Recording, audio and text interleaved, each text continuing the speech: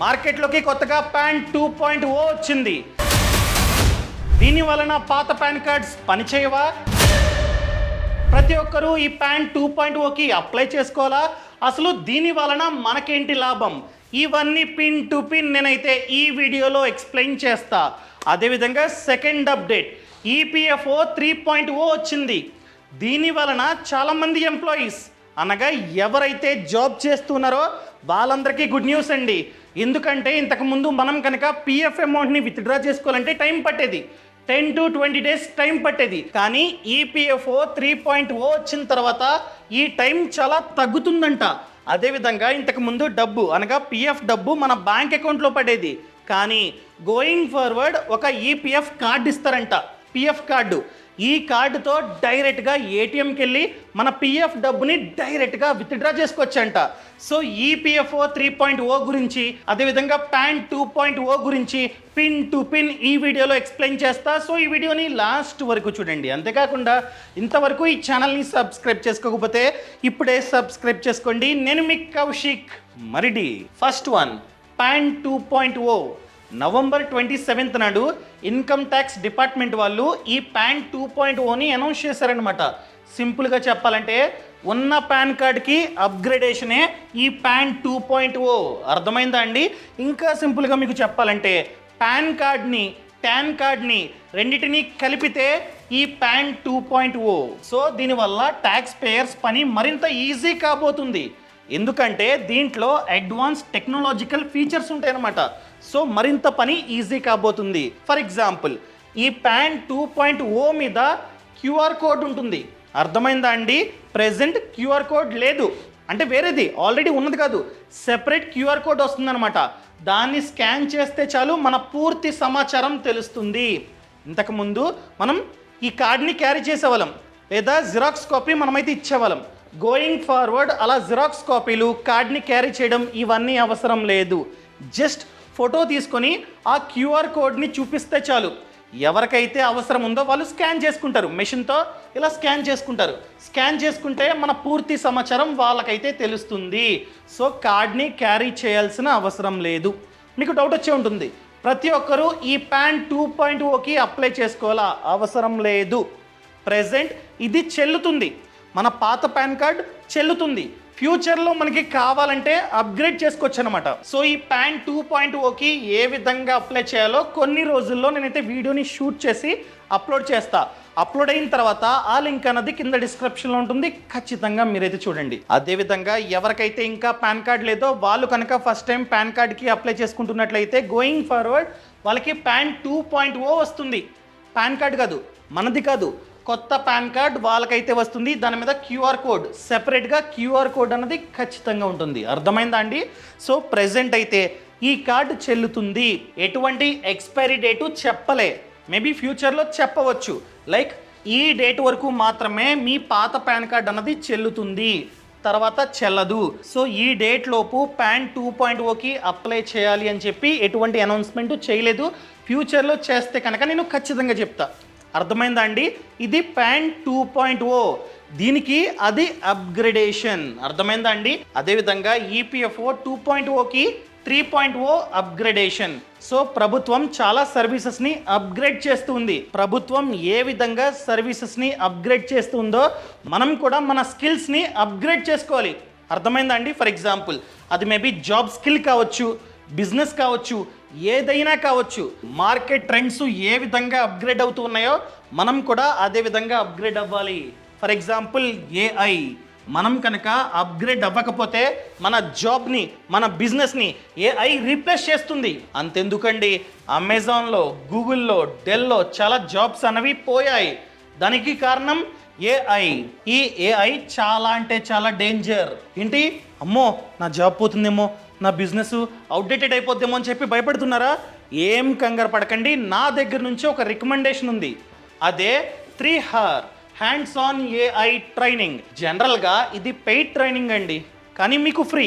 అది కూడా ఫస్ట్ 1500 మెంబర్స్కి ఫ్రీ.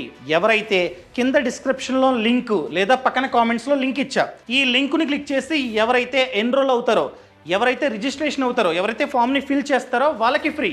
అది కూడా ఫస్ట్ 1500 మెంబర్స్కి అనమాట. మీరు అడగొచ్చు, ఏంటండి ఈ ట్రైనింగ్, మేము ఏం నేర్చుకోవచ్చు చెప్తా. సో ఈ ట్రైనింగ్లో 20+ AI టూల్స్ని యూజ్ చేసుకొని మన టైంని ఏ విధంగా సేవ్ చేసుకోవాలి, టాస్కుల్ని ఆటోమేట్ ఏ విధంగా చేసుకోవాలి, అండ్ అదేవిధంగా విత్ ఇన్ సెకండ్స్లోనే కాంప్లెక్స్ ఎక్సెల్ ప్రాబ్లమ్స్ని ఏ విధంగా సాల్వ్ చేసుకోవాలి, అండ్ జాబ్ని వెతుక్కునే టైంలో ఎటువంటి స్ట్రాటజీస్ని మనమైతే ఫాలో అవ్వాలి, అండ్ ఏ విధంగా శాలరీని పెంచుకోవాలి, ఏ విధంగా బ్రాండ్ని బిల్డ్ చేసుకోవాలి, ఇవన్నీ మీరైతే నేర్చుకోవచ్చు. అండ్ దాంతోపాటు ఫార్మింగ్ బిజినెస్ స్ట్రాటజీస్ని, taking wise long term investment డెసిషన్స్ని ఏ విధంగా తీసుకోవాలో కూడా మీరైతే నేర్చుకోవచ్చు అనమాట. అండ్ ఇది టెక్ వాళ్ళకి, మార్కెటింగ్ వాళ్ళకి, HR వాళ్ళకి, సేల్స్ వాళ్ళకి, ఫ్రీలాన్సింగ్ వాళ్ళకి, ఇలా ప్రతి ఒక్కరికి యూజ్ అవుతుంది. ఆల్రెడీ 10 లక్షల మంది ఈ ట్రైనింగ్ కి అటెండ్ అయ్యారు. వాళ్ళు 5 out of 5 రేటింగ్ ఇచ్చారనమాట. సో మీరు కనుక ఈ ట్రైనింగ్ ని ఫ్రీగా పొందాలంటే ఇప్పుడే ఎన్రోల్ అవ్వండి.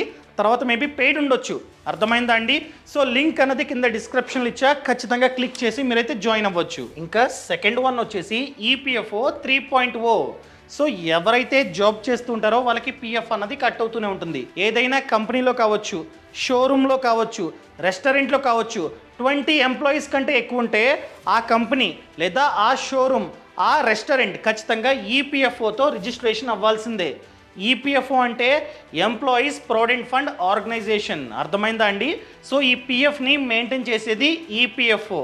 జనరల్గా మన జీతం నుండి ఎంత PF కట్ అవుతుంది? మన జీతంలో బేసిక్ ఉంటుంది, అదేవిధంగా DA ఉంటుంది, డియర్నెస్ ఎలివెన్స్ అనమాట.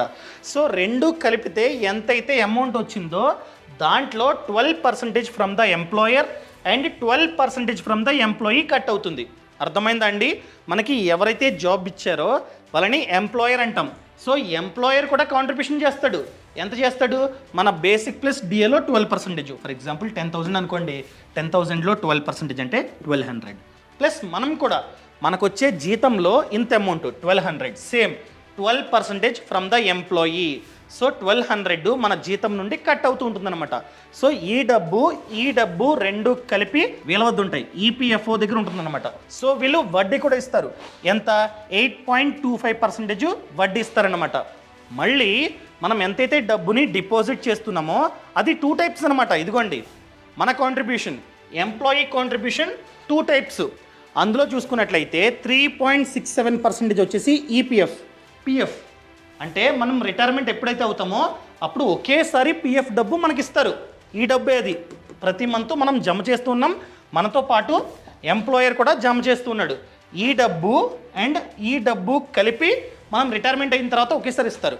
ప్లస్ ఈ డబ్బులు అనగా ఈ 1,200లో చూసుకున్నట్లయితే 8.33% వచ్చేసి EPS అంటే ఎంప్లాయీ పెన్షన్ స్కీమ్, పెన్షన్. అర్థమైందా అండి?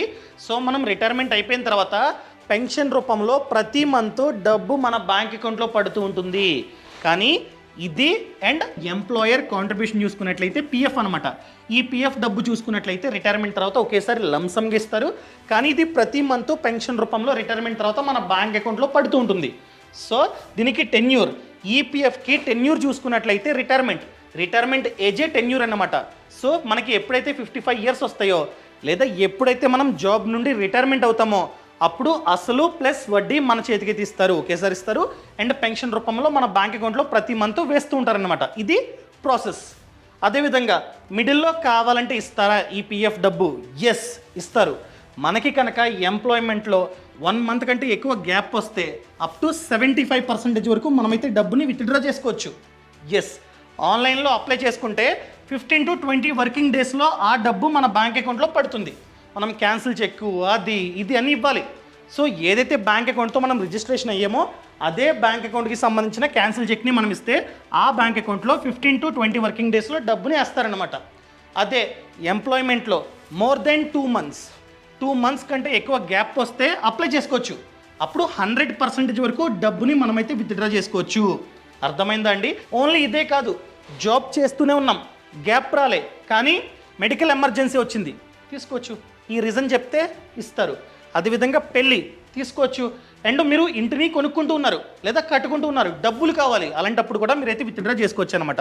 అదేవిధంగా హోమ్ లోన్ని రీపేమెంట్ చేస్తున్నారు, అటువంటప్పుడు కూడా అప్లై చేసుకోవచ్చు, డబ్బు అనేది మీకు వస్తుంది. అదేవిధంగా మీరు ఇంటిని రెనోవేషన్ అంటే అప్గ్రేడేషన్ చేయించుకుందాం అనుకుంటున్నారు, అలాంటి సందర్భాల్లో కూడా మీరైతే అప్లై చేసుకోవచ్చు, డబ్బు అనేది వస్తుంది.